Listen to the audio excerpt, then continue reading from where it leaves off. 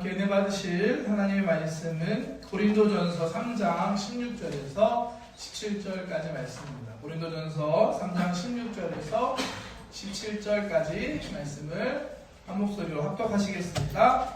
너희는 너희가 하나님의 성전인 것과 하나님의 성령이 너희 안에 계시는 것을 알지 못하느냐? 누구든지 하나님의 성전을 더럽히면 하나님이 그 사람을 멸하시리라. 하나님의 성전은 거룩하니 너희도 그러하니라. 아멘. 오늘 함께 봉독한 고린도전서 3장 말씀 본문으로 해서 오늘은 우리에게 오신 성령님 세 번째 3탄 성령님이 계신 곳이라는 제목으로 함께 말씀을 나누겠습니다. 계속해서 우리에게 오신 성령님이라는 주제로 우리가 말씀을 함께 나누고 있습니다. 예수님께서는 십자가에 달리시기 전날 밤 제자들과 함께 최후의 만찬을 하십니다. 그러면서 두려워하고 있고 불안해하고 있는 제자들에게 다른 곳에서 성령님을 보내줄 것이다 라고 약속해 주십니다. 그리고 부활하신 다음에 다시 제자들을 만난 다음에도 똑같은 말씀을 하십니다. 예루살렘을 떠나지 말고 내가 약속한 성령님 오실 때까지 예루살렘에서 기다려라. 예수님의 약속의 말씀이었습니다. 우리에게 오신 성령님은 예수님의 약속이었어요. 예수님의 약속의 말씀을 믿는 저와 여러분 되시길 축복합니다. 예수님의 제자들도 이와 같은 예수님의 약속의 말씀을 믿었습니다. 그리고 순종했습니다. 예루살렘을 떠나지 않았고 함께 모여서 기다리고 기도했습니다. 그리고 드디어 오순절날, 이제 3주 남았나요? 3주 뒤 오순절날 그날에 성령님께서 이 땅에 강림하십니다. 사도행전 2장에 그 모습이 잘 기록되어 있는데 함께 볼까요? 사도행전 2장 1절부터 말씀 보겠습니다. 오순절날이 이미 이름에 그들이 다 같이 한 곳에 모였더니 호련히 하늘로부터 급하고 강한 바람 같은 소리가 있어 그들이 앉은 온 집에 가득하며 마치 불의 혀처럼 갈라지는 것들이 그들에게 보여 각 사람에게 하나씩 임하여 있더니 그들이 다 성령의 충만함을 받고 성령이 말하게 하심을 따라 다른 언어들로 말하기를 시작합니다. 아멘. 예수님이 약속하신 성령님이 오신 거예요. 성령님이 오셨을 때 그냥 오신 게 아니라 보이고 들리는 역사가 있었습니다. 오늘 보시면 뭐가 나오죠? 하늘로부터 급하고 강한 바람 같은 소리가. 여러분 혹시 기억하시나요? 예전에 부흥사 목사님들 한참 기도하실 때 이렇게 마이크 잡고 기도하시다면은 성령 받아서 슈슈 마이크로 바람을 잘 안 되는데 슈 이게 바람 소리를 마이크로 내는 분들이 가끔 있었거든요. 예전에 기억하시죠? 이게 뭐냐? 이 오순절날 원고 연구관이 당황하셨어요. 오순절날 이 급하고 강한 바람 같은 소리와 함께 성령이 임하셨기 때문에 부흥사 목사님이 주주로 이렇게 바람 소리를 넣어서 성령을 사모했던 것이 있었습니다. 또 눈에 보였어요. 불과 같은 불이 갈라지는 것 같이 다 모든 사람 머리 위에 성령님이 임하시는 놀라운 역사가 일어났습니다. 그러자 제자들 안에 놀라운 변화가 생기죠. 뭐가 생기죠?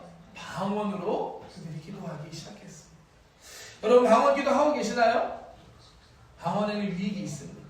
방언 기도 하시는 분들은 더 사모하고 기도하시기를 바라고요. 혹시 아직도 방언 못 하신다. 이번 오순절을 맞아서 간절히 사모하며 기도할 때 반드시 하나님께 성령을 주시고 방언 행사도 주실 줄 믿습니다. 원고 없는 거 시작했으니까 좀 하나만 더 할게요. 저는 중학교 3학년 올라갈 때 방언을 받았거든요. 수련회 가서 방언을 받았습니다. 지금도 생각하면 그때가 뭔지 모르고 받은 것 같아요. 열심히 기도하고 있는데 회개하고 기도하니까 갑자기 제 혀가 제 마음대로 움직이지 않더라고요.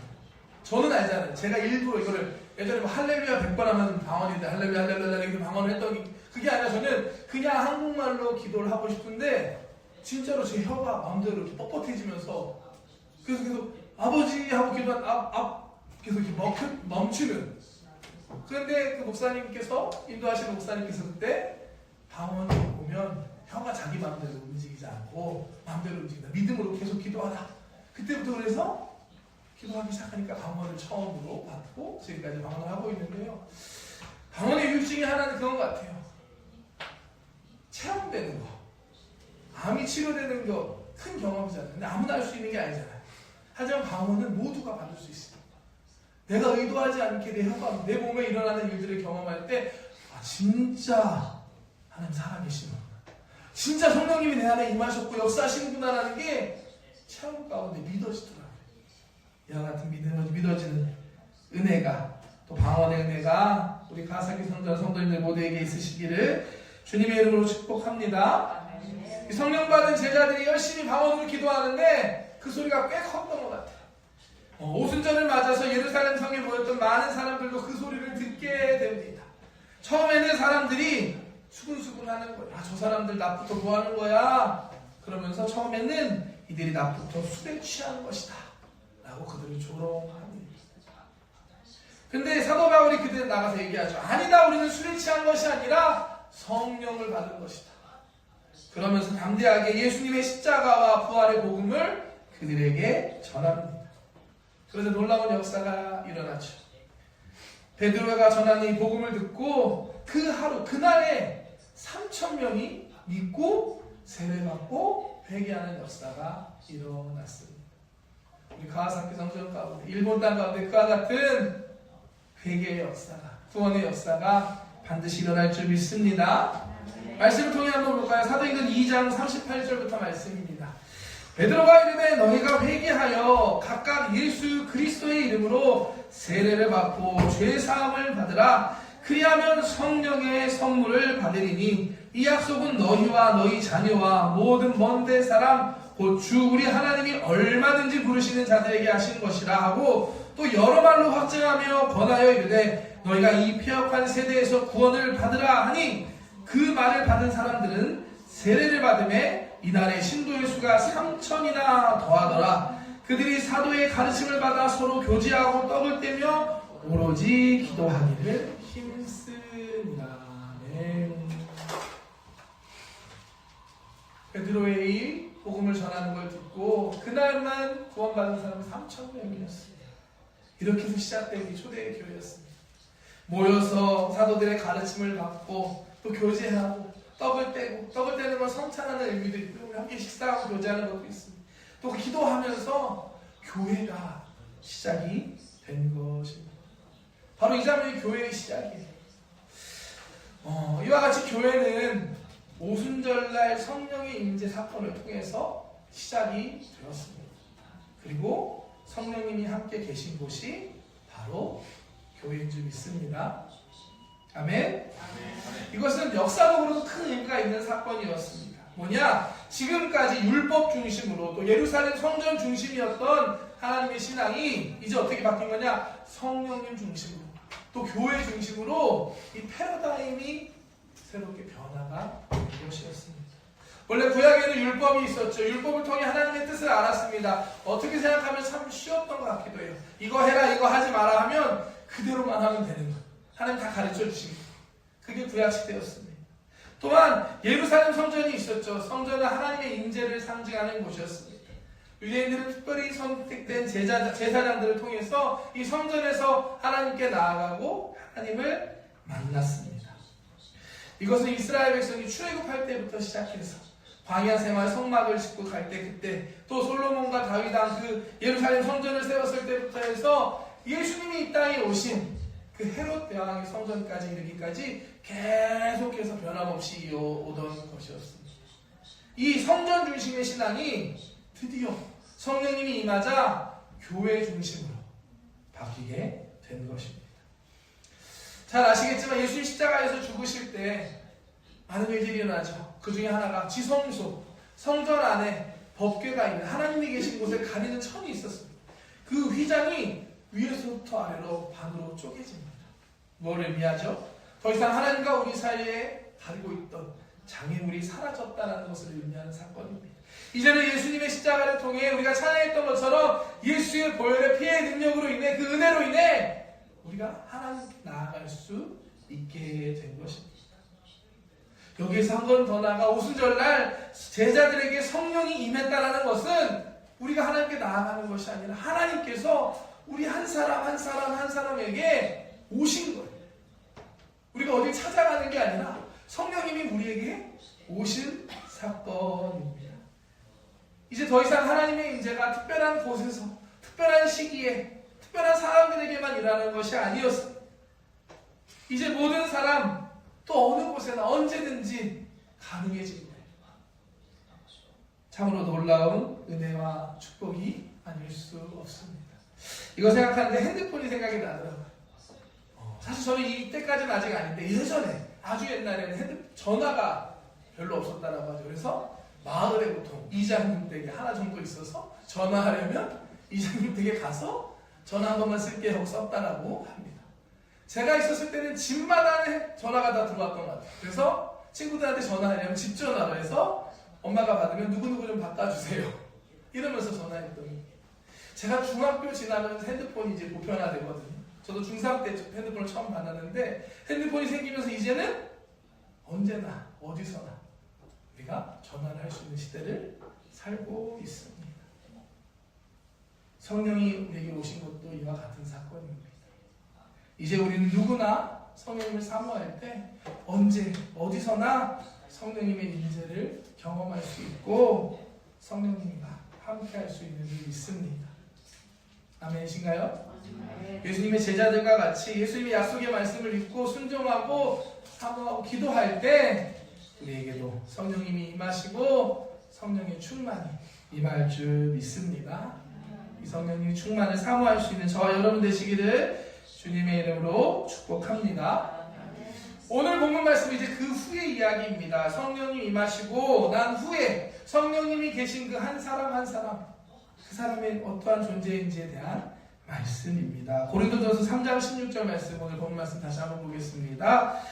너희는 너희가 하나님의 성전인 것과 하나님의 성령이 너희 안에 계시는 것을 알지 못하느냐.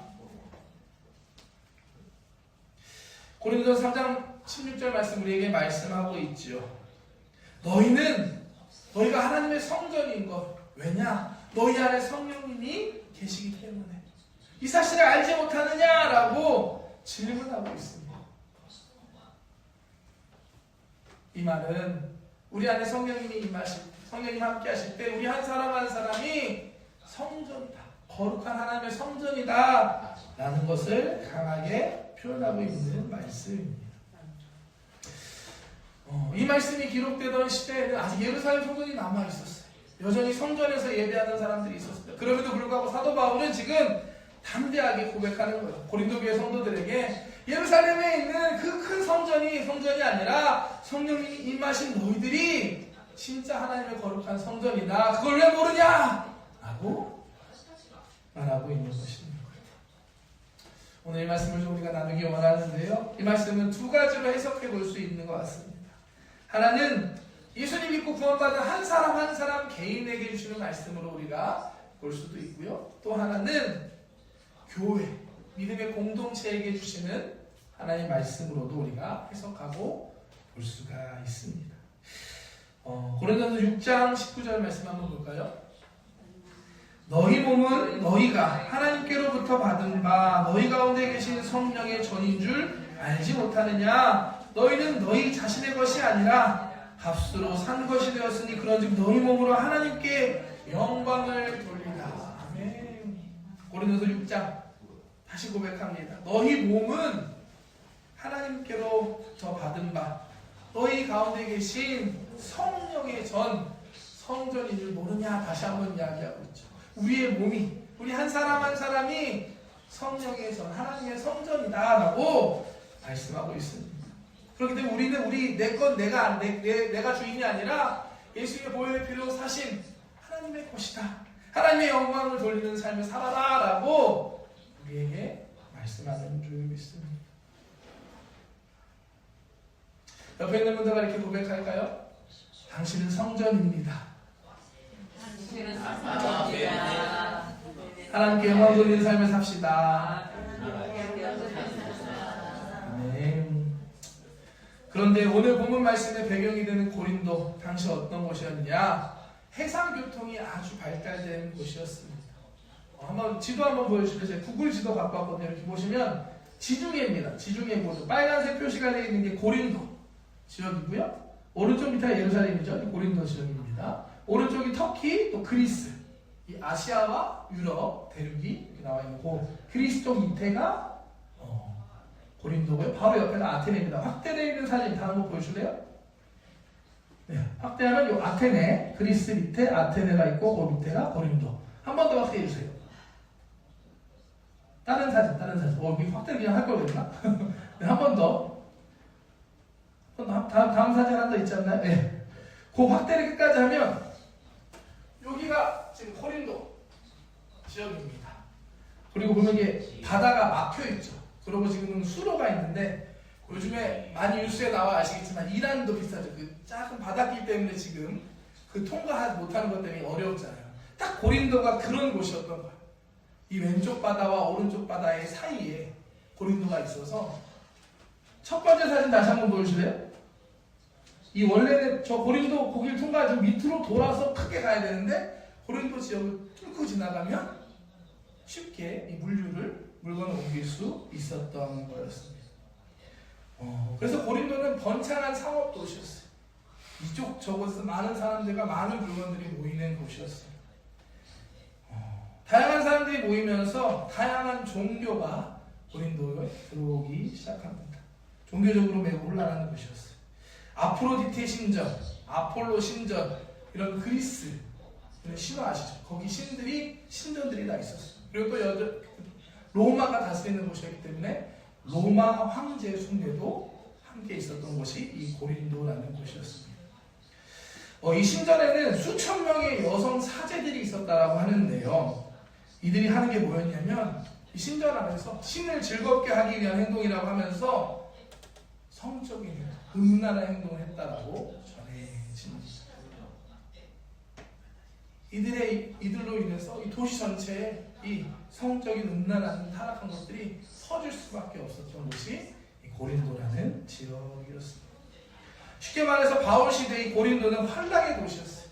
세상에 부가 넘쳐나고 또 쾌락이 정점을 달하는 그런 곳이 고린도였습니다.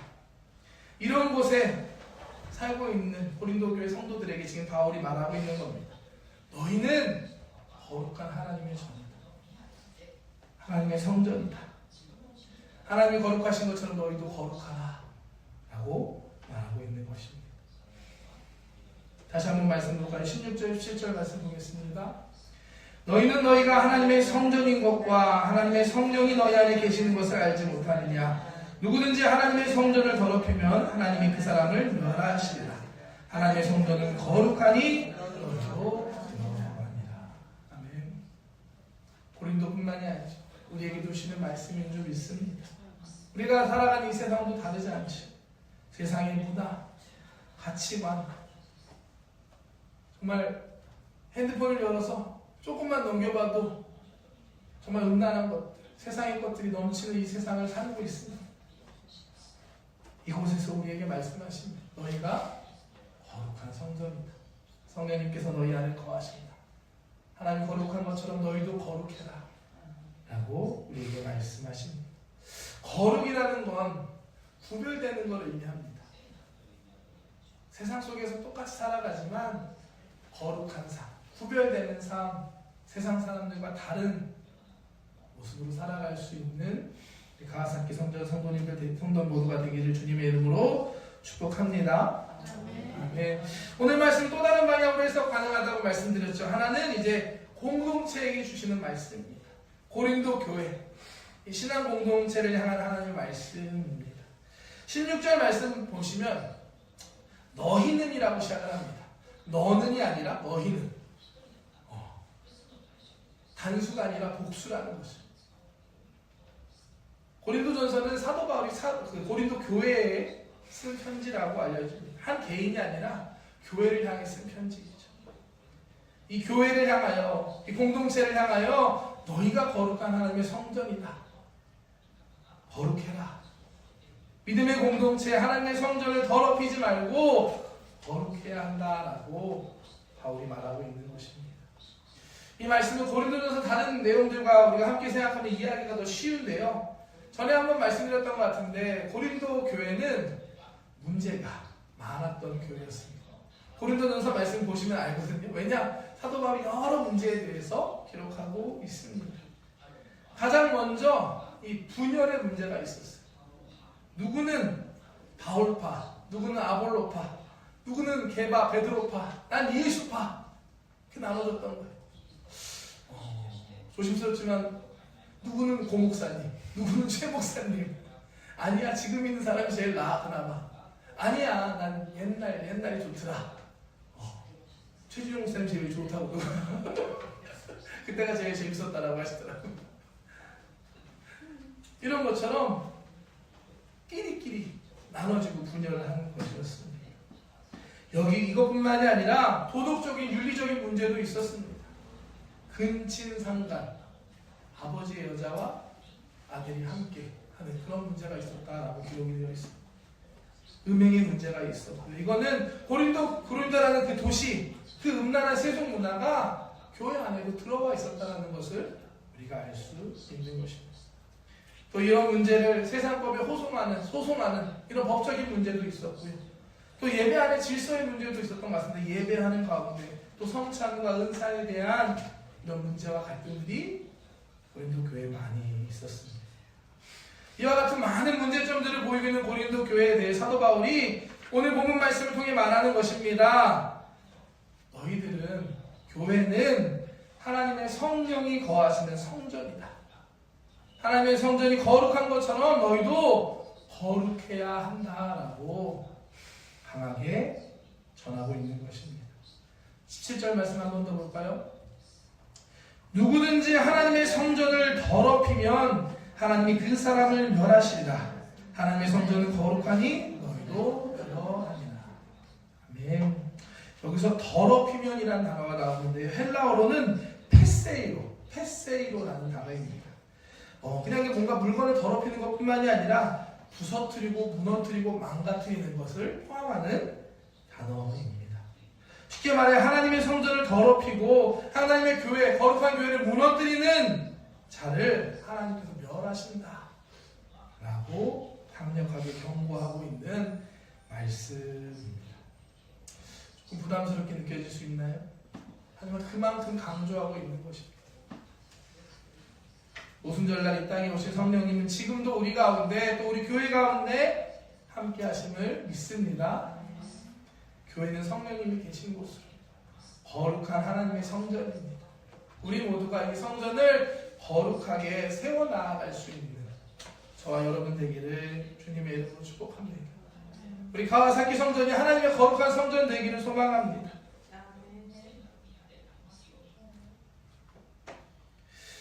오늘 본문 말씀 우리에게 하나님께서 거룩하신 것처럼 너희도 거룩해야 한다라고 말씀합니다. 성령이 임한 한 사람 한 사람, 또 우리가 모인 이 공동체가 하나님의 교회로서 성전처럼 거룩해야 한다라고 말씀합니다. 하나님의 성전을 거룩하게 세워나갈 수 있는 우리 한 사람 한 사람이 되고 또 우리 교회가 되시기를 주님의 이름으로 축복합니다. 근데 문제가 있죠. 지금 제가 말하는데 여러분 분위기가 이렇게 무거워지는 것과 아마 관련이 있을 거예요. 왜냐? 우리가 모두 연약한 죄인이라는 것입니다. 사실 우리는 거룩할 수 없는 존재들입니다. 사실 우리가 거룩할 수 있는 존재라면 예수님께서 십자가에 죽으실 필요가 없습니다. 우리가 거룩하지 못하기 때문에, 우리가 죄인이기 때문에, 우리가 연약하고 부족하기 때문에 예수님께서 십자가에서 죽으시고 우리를 구원해 주신 것입니다. 그렇다면 우리는 어떻게 해야 될까요? 우리가 할 수 있는 최선은 무엇이냐? 이 예수님의 십자가를 더 의지하는 것입니다. 십자가의 보혈을 의지하고 또 우리 가운데 계신 성령님을 의지하며 살아가는 것입니다. 예수님의 십자가의 보혈로 깨끗하게 씻고 또 성령으로 충만함을 매일매일 받으며 나아갈 때 이 성령의 능력 안에서 우리가 거룩하게 성전으로 살아갈 수 있는 줄 믿습니다. 지난주에 기도 말씀드리면서 기도하지 않으면 능력이 나타나지 않는다 말씀드렸죠. 이와 같이 기도하지 않으면 거룩한 삶을 살 수가 없습니다. 우리가 기도할 때 성령님이 임하시고 성령이 우리 가운데 임할 때 성령 안에서 우리가 거룩하게 살 수 있는 것입니다. 요한복음 16장 7절 8절 말씀 보겠습니다. 그러나 내가 너희에게 실상을 말하노니 내가 떠나가는 것이 너희에게 유익이라. 내가 떠나가지 아니하면 보혜사가 너희에게로 오시지 아니할 것이요 가면 내가 그를 너희에게 보내리니 그가 와서 죄에 대하여 의에 대하여 심판에 대하여 세상을 책망하시리라. 예수님께서 제자들에게 말씀하시는 거예요. 내가 가야 성령님이 올 거야. 성령님 오시면 죄에 대해서 의에 대해서 심판에 대해서 이 세상 가운데 너희들을 세상을 책망하실 거야. 이게 무슨 말이냐? 성령님께서 우리에게 오시면 우리의 마음 가운데 책망함을 주신다는 거예요. 우리가 거룩하지 못한 삶을 살려고 할 때 죄에 대해서 의에 대해서 우리를 책망하시고 가르쳐 주시는 거룩한 삶을 살 수 있게 다시 거룩을 회복할 수 있게 우리 가운데 역사하시는 줄 믿습니다. 우리가 아직 거룩하지 못하고 아직 부족하다 할지라도 거룩해질 수 있는 이유가 바로 여기에 있습니다. 우리가 거룩해서 우리가 깨끗하기 때문에 성령님 오시는 것이 아니라 성령님 우리 가운데 오실 때 우리가 거룩해질 수 있는 줄 믿습니다. 제 간증 하나만 하고 마치고자 합니다. 저는 서울신학대학교 신학과를 졸업을 했습니다. 제가 대학교 다닐 때 학교에서 대학교 단체로 단기 선교를 중국으로 갔던 적이 있습니다. 사진 한번 보여주실래요? 2006년이네요. 2006년 제가 대학교 3학년 4학년 때 중국으로 갔는데 중국 선교였는데 중국 북방 북쪽 지역 북한의 바로 이쪽 지역이었어요. 지도 한번 보여주실래요? 한 100명 정도 학생들이 같이 갔는데요. 심양이라고 곳이 있습니다. 심양 쪽. 여기가 여기 좀 뭔가 큰 도시가 있고 심양이 그 국제 공항이 있더라고요. 심양으로 들어가서 저 심양 선양이라고 되는 심양시에 들어가서 다음 사진 버스를 타고 단독으로 가서 여기 깃발 보이시나요? 이 북한에 바로 붙어 있는. 영화 같은 데도 나는 그 중국이랑 북한이랑 다리가 연결되어 있는 데가 좀 단동입니다. 그 중국하고 북한의 교류의 80% 걸로 간다고 하는데 제일 왼쪽 끝에가 단동이에요. 단동에서 그 다리가 있잖아요. 그 강에서 우리가 배 타고 예배 드렸어요. 북한을 위해 기도하고. 그러니까 중국을 가서 북한 선교를 하고 온 겁니다. 그래서 단동에서부터 시작해서 저희 선교 일정이 어떻게 되냐? 요 압록강, 그 중국과 북한 그 국경을 쭉 따라 올라가는 거예요. 쭉 올라가다 보면 백두산이 나오죠. 백두산도 올라가고. 다음 사진 한번 보여주실래요? 백두산이 좀 빨간색 돌거든요. 다음 사진 한번 보여주십시오. 백두산 올라가는 길입니다. 차를 타고 올라갈 수 있는데 저희는 걸어서 이렇게 학생들이 한 100명 정도 저 쭉 올라갔는데 힘들더라고요. 다음 사진 한번 보여주실래요? 표정 보시면 아시겠습니까? 그 계단 끝났을 때 대학교 때 제 모습이 중국 쪽 백두산이 그죠? 장백산 중국 쪽 북한으로 갈 수 없고요. 반 나눠서 중국 쪽으로 해서 올라가죠. 계단이 끝났다라는 이 기쁨에 있는. 그 백두산 지나서 어디까지 갔냐? 다음 사진 보여주세요. 저기가 연변입니다. 조선족 자치구 연변 과학기술대학이라는 곳이 있는데 그 기독교 이 교수님들이 만든 거거든요. 그래서 저희가 서울신학대학교니까 대학교랑 저 연변과학기술대학교랑 같이 해가지고 행사를 하나 하고 돌아오는 그런 일정으로 갔는데 꽤 이동이 많잖아요. 저 일정은 일주일 만에 갔다 오는 거였습니다. 이 말은 뭐냐? 그야말로 아침에 자고 일어나면 버스를 탑니다. 쭉 가다 한 3시간 동안 버스 타고 내리세요 하면은 밥을 먹어요. 다시 버스 타세요 하면 다시 버스 타고 한 4시간 정도 갑니다. 그러면 이제 또 내리세요 하면 이제 호텔에 가서 자는 거예요. 다음날 또 이거 계속해서 반복해서 계속 이동하는 그런 여정이었습니다. 꽤 빡빡한 일정이었는데요. 그러다 보니까 이게 점점 아무리 젊은 청년들이라고 해도 지치고 처지는 거예요. 그래서 중간쯤 지나갈 때 이 전체 일정을 이끌던 이 총학생회장 회장님이 있었거든요.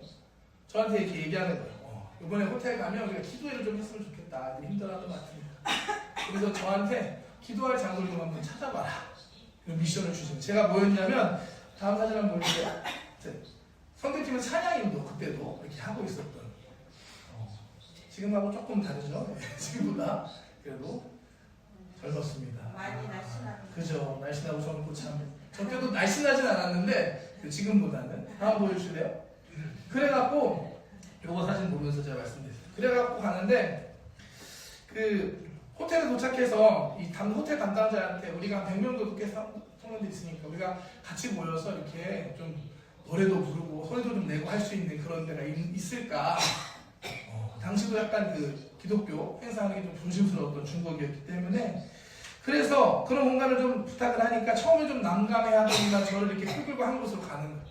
문을 딱 열고 들어가니까 제가 처음에 본 게 바닥에 그 술잔, 유리 컵이 깨져서 이렇게 바닥에 있더라고요. 그리고 전기 이렇게 스위치를 딱 올리니까 띵 하면서 조명이 딱 켜지면서 저 뒤에 보이는 저 스크린 보이시죠? 스크린에 자동으로 영상이 딱 나오는데 그야말로 여러분이 제가 말로 표현하기 어려운 그런 영상이 갑자기 딱 나오는 거예요. 그래가지고 제가 빨리 꺼달라고 하고서 고민에 빠졌습니다. 여기서 예배 드려도 괜찮을까? 술집인지 스트립인지 모르겠지만 여기밖에 없다고 하는데 선택의 여지가 없어서 여기서 어쩔 수 없이 하긴 방음이 잘 됐으니까 되겠다. 그래서 청소를 하고 이제 테이블 다 치우고 의자를 좀 벽으로 둥글게 이렇게 해가지고 예배를 드릴 준비를 했습니다. 저 뒤에 나오는 스크린에도 노트북을 연결해가지고 자막 나오게 설정 바꿔서 준비를 했습니다. 아직도 이날 드렸던 저 앞에 보이시나요? 저 까만색이 잘 안 보이는 게 전데요. 찬양하고 기도했던 그날이 그 은혜가 아직도 기억이 나는 것 같습니다. 지쳐 있었는데 다시 기도하면서 다시 힘을 얻었던 순간이었습니다. 무엇보다 저 개인적으로는 놀라운 경험을 했던 사건이었습니다. 뭐였냐? 그곳이 어떠한 곳이든지 상관없이 우리가 찬양하고 기도할 때 성령님이 임하시고 그것이 거룩한 성전이 될 수 있구나 라는 것을 깨닫는 사건이었습니다. 성령님이 임하시면 그곳이 어떠한 곳이든지 하나님의 역사는 일어날 수 있습니다. 성령님이 임하실 때 술집이었던 곳이 변화가 되어서 하나님을 예배하는 성전이 되었습니다. 음란한 영상이 나오던 스크린은 이제 찬양 가사와 하나님 말씀을 전하는 도구로 예배의 도구로 사용이 되었습니다.